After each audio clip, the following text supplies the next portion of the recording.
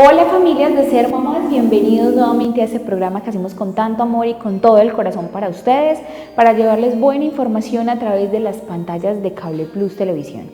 Hoy tenemos como invitadas a dos terapeutas respiratorias quienes nos van a hablar acerca del asma. Así que chicas, bienvenidas, Yesenia, bienvenida, y Mariana, bienvenida.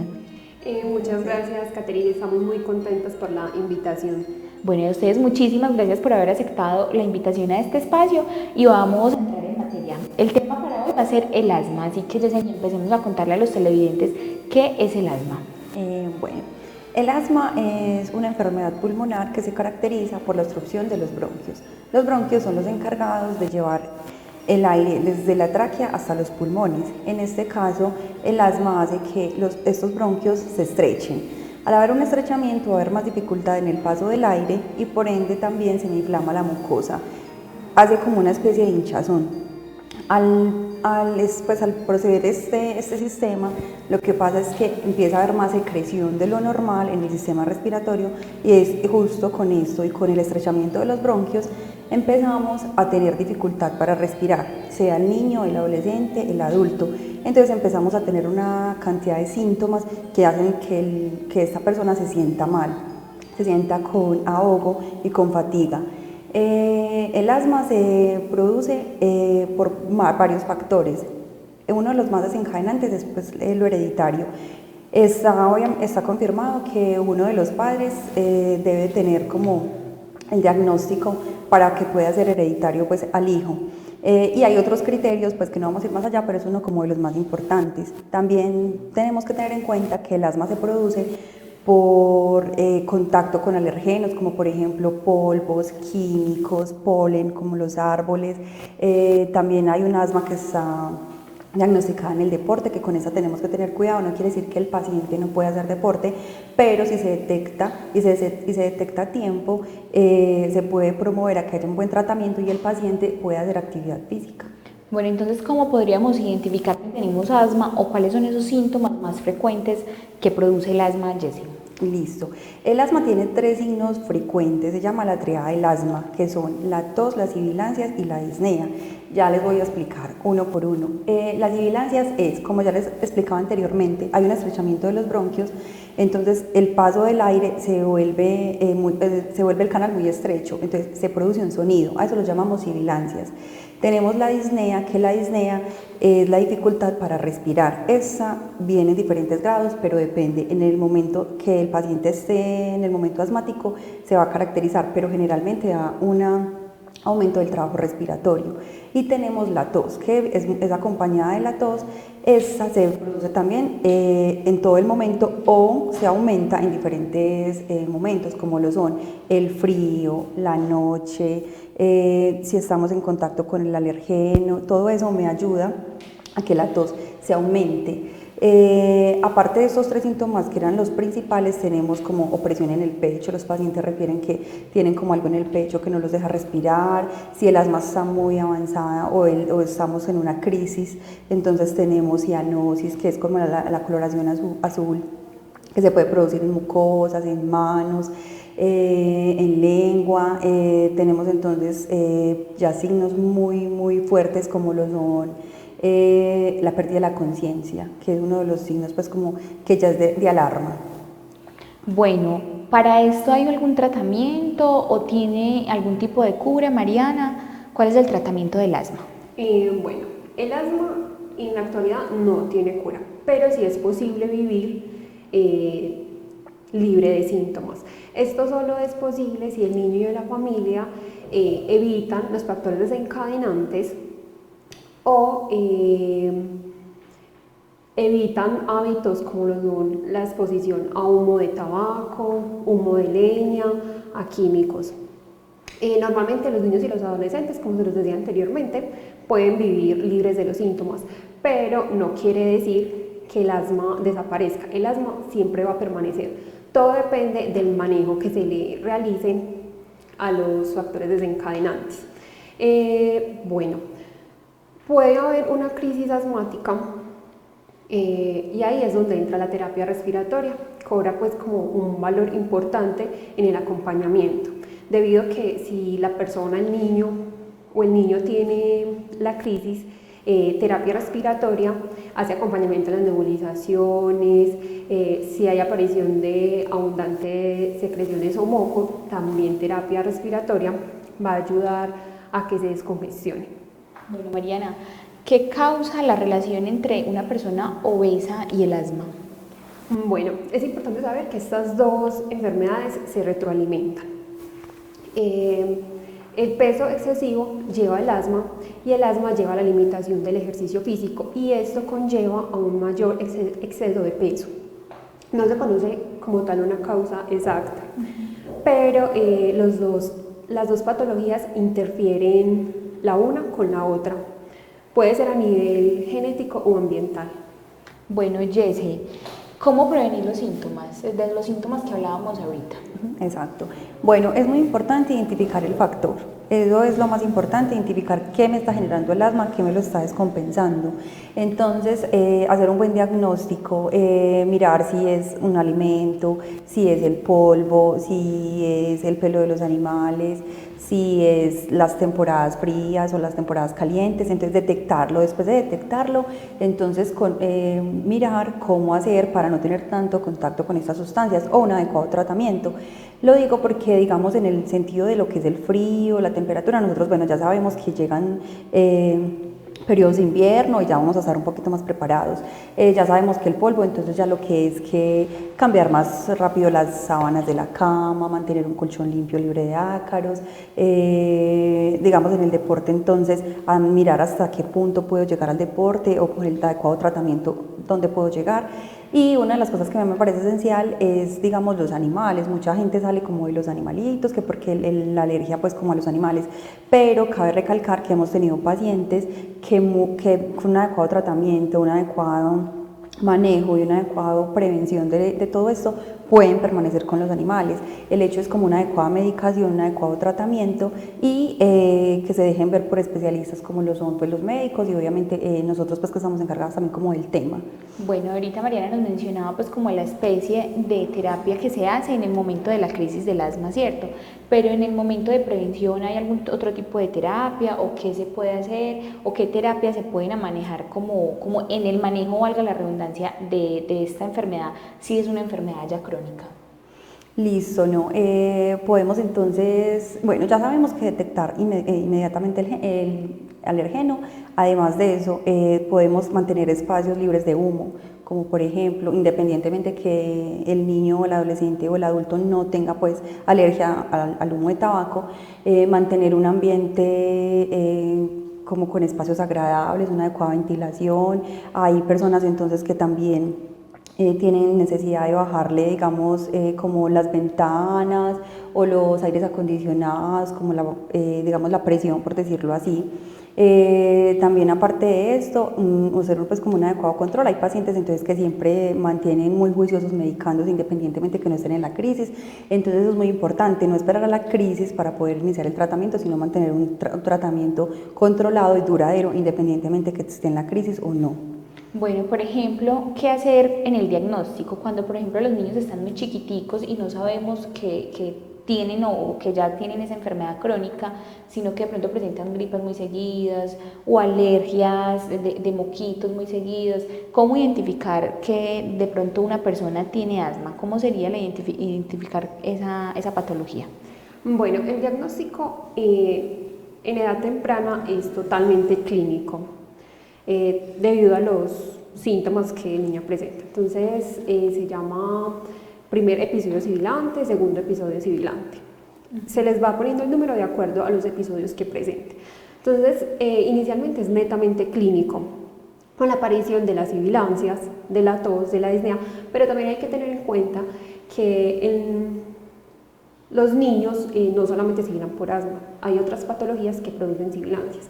Por eso es importante acudir al pediatra, ya él les va a ir encaminando el diagnóstico porque no puede ser confirmado antes de los 4 o 5 años que el niño no puede realizar una espirometría, pero luego de los 5 años con una espirometría se confirma el diagnóstico, mientras va a ser un diagnóstico clínico y va a ser dado por un pediatra. Bueno, se puede dar la posibilidad de que de pronto un niño en su infancia sufra asma y de pronto en la edad adulta o en la adolescencia la enfermedad desaparezca?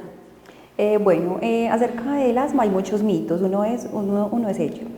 Dicen pues que el asma se cura, que mi hijo tenía asma cuando estaba pequeño y ya no. La verdad todavía no hay estudios que certifiquen que el asma se acabó. Lo único que sí es que se manejan y se controlan los síntomas. Hemos tenido pacientes que nos refieren que desde pequeños han tenido el asma y ya cuando están, digamos, en edad adulta no, pero cuando uno va y los indaga son pacientes riníticos o son pacientes que tienen otra enfermedad respiratoria, o ahorita en el momento que estamos viviendo la oleada del COVID-19 vemos que había pacientes que se complican muy fácil y nos dicen, no, pero yo chiquito tenía asma, pero ya no sé por qué me compliqué. Y realmente el asma siempre permaneció. Lo que pasa es que hay estudios que dicen que llega una parte como de la vida donde se controlan los síntomas o simplemente se estancan un poquito, por decirlo así, pero no hay estudios que confirmen la inexistencia del asma si ya la persona lo tuvo. Y por ejemplo, en los niños, continuemos hablando de los niños cuando entran al jardín, las familias de pronto están muy prevenidas en este tema. ¿Qué recomendaciones le dan ustedes a las familias de los niños que sufren de estas afecciones respiratorias como el asma al momento de ingresar al jardín, donde de pronto están más expuestos a enfermedades respiratorias o a virus? Bueno, inicialmente es crear buenos hábitos, enseñarle al niño que se debe lavar las manos siempre que esté en el jardín, cuando vaya a comer, también cuando llegue a la casa cambiarle la ropa, y en caso tal de que la madre detecte congestión nasal o algún síntoma respiratorio, hacer como un plan o un tratamiento de rescate para que no lleve a complicación como tal o crisis del asma. Pero los niños con asma pueden ir al jardín de forma normal, pueden compartir con otros niños. El asma no es contagiosa, el asma, como se decía anteriormente, es una enfermedad hereditaria o que se produce por exposición a alergenos, al polvo, al polen, al moho, pero como tal no es infecciosa. Bueno, como es algo que no es infeccioso, Mariana, no hay necesidad de llegar con estos niños a hospitalizaciones. ¿Qué tan conveniente es hacer terapia en casa? Que ahí es donde entra la función de ustedes, la terapia respiratoria de estos chicos en casa, para no tener necesidad de tener que entrar en una hospitalización, en el desgaste de un hospital y todo lo que eso lleva con un niño. Bueno, en casa se le puede hacer la atención inicial de su crisis y eso va a llevar o va a evitar que se llegue a complicaciones. Entonces, como tal, una crisis asmática, la atención primaria se puede hacer desde el hogar.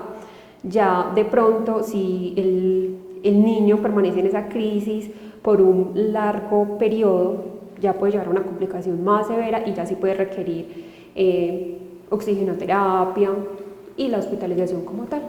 Bueno, chicas, llega el momento de nuestro primer corte a comerciales. Les recordamos que para encontrar todo nuestro contenido pueden buscar en YouTube como Cable Plus Televisión Guarne y ahí van a ver todos los programas que hasta el momento han salido al aire. Antes de irnos a comerciales, saludamos de manera muy especial a todos los televidentes que se conectan con nosotros en todos los municipios del oriente antioqueño, el Valle de Aburrá y el nordeste antioqueño. Ya regresamos.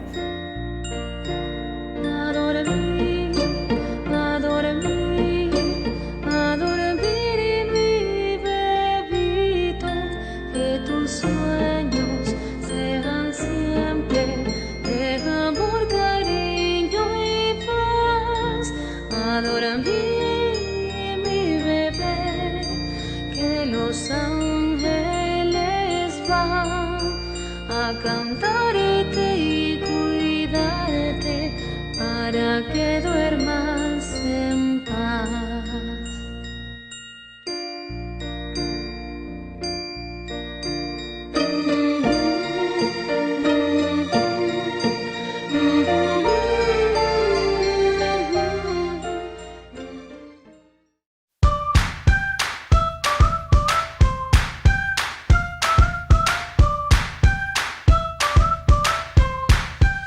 Estás viendo Cable Plus Televisión, uniendo emociones.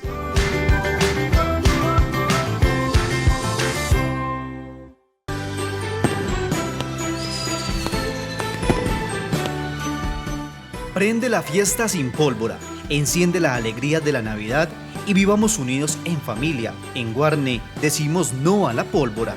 una campaña de Cable Plus Televisión, uniendo emociones.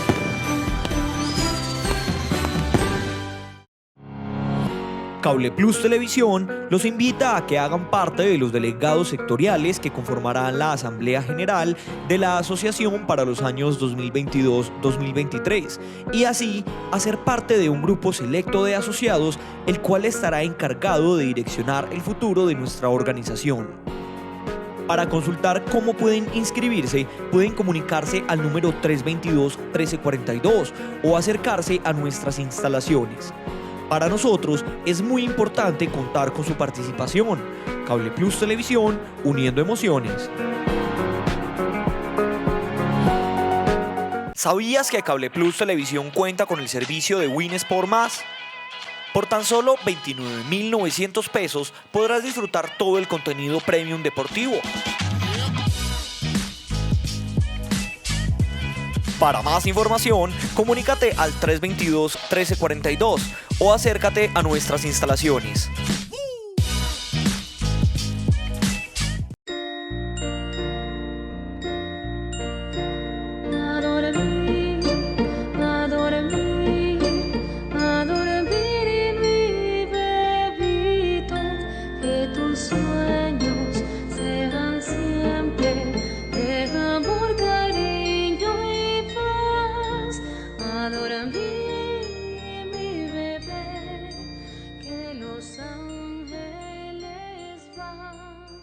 Volvemos de nuestro corte a comerciales y antes de irnos estábamos hablando de la terapia domiciliaria. Mariana, cuando hay casos extremos es necesario acudir a la hospitalización, pero también hay alternativas que son casos que no son tan severos y que se pueden tratar en casa y que ahí es donde pueden ustedes prestar ese servicio. ¿Cómo es el manejo de la crisis y de la terapia en casa de la mano de ustedes como terapeutas respiratorias? Bueno, es importante nosotros como trabajadores de la salud realizar la prevención. Entonces desde casa podemos prevenir de que se dé una hospitalización prolongada o que el niño como tal requiera asistir a un centro médico. La terapia respiratoria en casa va a permitir que el niño o el adulto salga de esa crisis asmática inicial. Ya en caso tal de que el caso sea severo, ya sí se acude o se recomendará asistir a un centro de salud. Pero como tal, todo se puede realizar desde casa, desde que sean valorados o evaluados o tratados por un profesional de la salud como es el terapeuta respiratorio. Luego de una hospitalización, digamos que el paciente, no sea cualquier tipo de paciente, niño, adulto, joven, le dieron de alta de una hospitalización y debe continuar el tratamiento en casa. ¿Ustedes también prestan ese servicio? Sí, nosotros como terapeutas respiratorios realizamos atención domiciliaria, estamos prestando el servicio en todo el oriente antioqueño, entonces sí. Bueno, Jesse, algunos papás tienen todavía muchos mitos o muchos temores a la hora de cuidar a sus niños cuando padecen asma. ¿Qué recomendaciones o qué consejos educativos se le pueden dar a estos padres o a los pacientes que padecen asma? Sí, Kate, tienes toda la razón. Lo más importante en el niño por el momento es que los dejen ser niños. Hay padres que uno entiende que son sobreprotectores y quieren cuidar al bebé, el niño, pero no los dejan desarrollarse como normalmente debe desarrollarse un niño.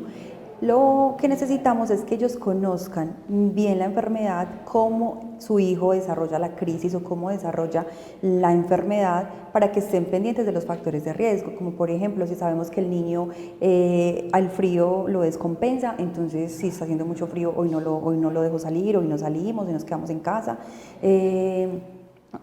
Mirar pues que el tratamiento se esté dando adecuadamente, pero más que todo dejarlos ser niños. En el momento ellos les dan mucho temor, a algunos les da mucha timidez sacar un inhalador en la guardería, en la escuela, entonces explicarle al niño que es algo normal, que es por su bienestar, que no tiene por qué avergonzarse de estas cosas, para que el niño sea un niño que crezca sano y que pueda él mismo también hacerse un tratamiento adecuadamente. Y ya cuando llegamos a a la edad adulta, ya el adulto sabe cómo debe desempeñarse, cómo van a empezar los síntomas. Hay adultos que saben desde un momento, voy a empezar, traerme pues como el inhalador o algo así.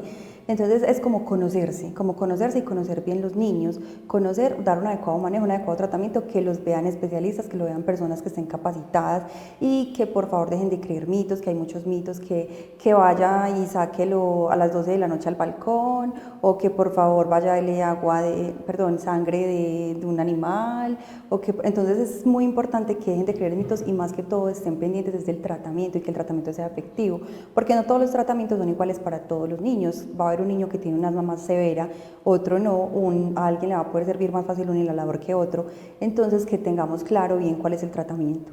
Bueno, Mariana, ¿y alguna recomendación para estos niños a la hora del juego? Estos niños que de pronto no responden en la parte respiratoria al momento. ¿Qué recomendaciones les da a estos niños y a los papás para antes de exponer a sus hijos a la hora del juego de actividad física? Bueno, los niños pueden realizar actividad física de forma normal. Lo que se aconseja es que realicen un precalentamiento, no haya cambios bruscos de temperatura, y el ejercicio inicie de forma gradual. También en algunos casos, de acuerdo también a la indicación médica, se inhalan antes de iniciar el ejercicio. Bueno, el tratamiento en deportistas, porque sabemos que hay deportistas que sufren de asma, pero aún así siguen desarrollando su actividad física o su deporte. ¿Cómo es el tratamiento cuando una persona es deportista y sufre de asma? Los deportistas entonces igual, como nos decía Mariana anteriormente, ellos también deben hacer un precalentamiento, deben tener todo su implementación de tratamiento con él, debe tener dosis de rescate por si hay una exacerbación al deporte, debe tener su medicación normalmente para que esté en condiciones estables de hacer ejercicio, y debe ir progresando lentamente hasta llegar pues como al final del deporte. Este paciente deportivo siempre debe estar pensando en que puede haber una crisis, no que mantenga pensando que le va a dar una, pero estar preparado por si da una crisis, y es muy importante que él le avise a su equipo de deporte, si hace deporte en equipo, si hace deporte acompañado, qué hacer en caso de que la crisis sea muy severa y él no pueda solo como restablecer la crisis del asma. Bueno, sabemos que los inhaladores son unos aliados muy importantes para las personas asmáticas.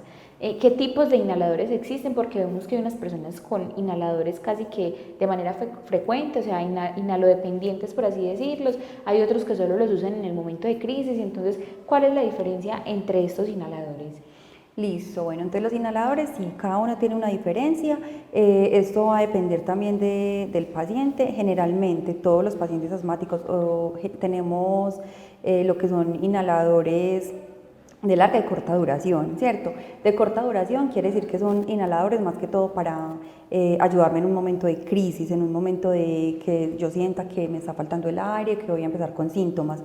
De inhaladores de dosis de larga duración, entonces son inhaladores que simplemente me ayudan a estar estable o a que más tarde no me dé una crisis, ¿cierto? Ya hay inhaladores diferentes que vienen en polvo seco, hay otros inhaladores que ya vienen en pastillas y simplemente se hace un puff cada 24 horas. Esos inhaladores ya dependiendo es como en qué nivel del asma estoy. Ya eso lo formula un pediatra con todo el diagnóstico, con los rayos X del paciente, con los síntomas del paciente, con la espirometría si es posible tenerla a la mano. Esa es como la diferencia, pero siempre vamos a tener de duración larga y duración corta, que generalmente es para eso, para ayudar entonces a la crisis o para mantenerme en un periodo estable. ¿Y cómo es la manera adecuada, Mariana, de usar los inhaladores? Porque a veces hay personas que no usan de manera adecuada los inhaladores.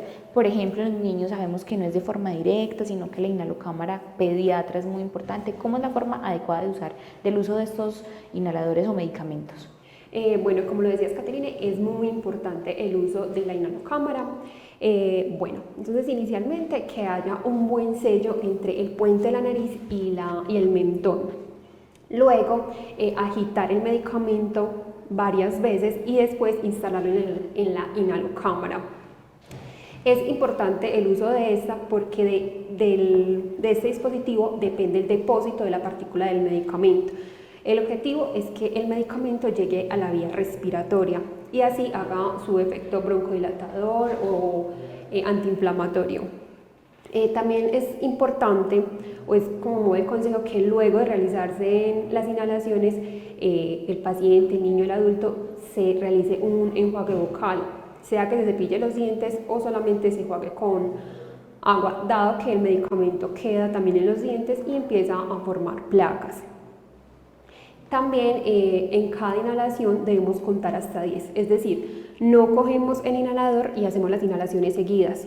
Ejemplo, vamos a hacer 3 inhalaciones, entonces 1, 2 y 3.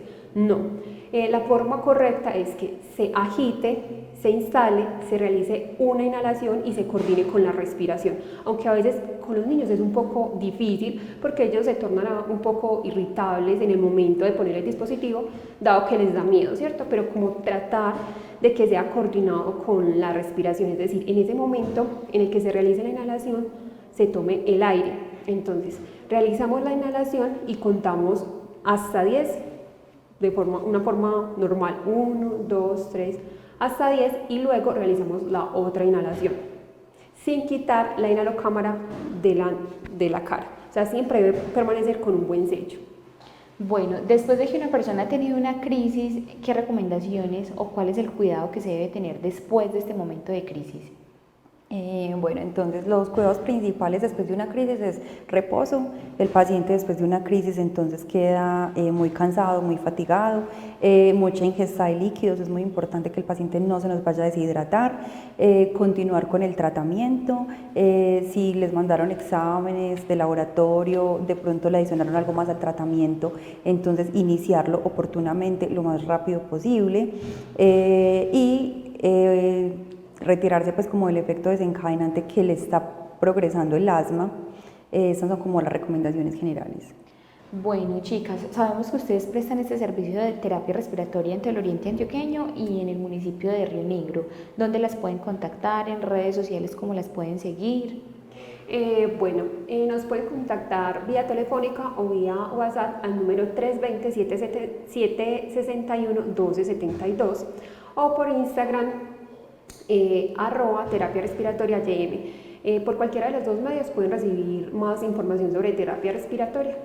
Bueno, muchísimas gracias por haber aceptado la invitación al programa. Fue un gusto haberlas tenido aquí hablando sobre el asma, que seguramente este tema tenía con muchas dudas a muchísimas familias y que con la información que ustedes acaban de dar pudieron resolverlas. Muchísimas gracias por aceptar la invitación. Ustedes, Kate, muchas gracias por la invitación. Muchas gracias. Y a ustedes, familias que nos ven en el oriente antioqueño, en el nordeste de Antioquia, en el Valle de Aburrá, muchísimas gracias por estar con nosotros, por permanecer en nuestra sintonía.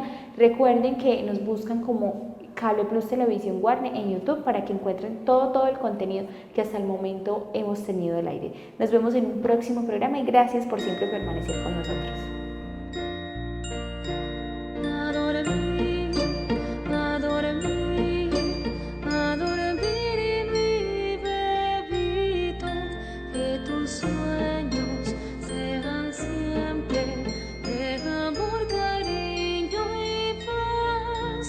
Adora mi bebé, que los ángeles van a cantarte y cuidarte para que duermas en paz.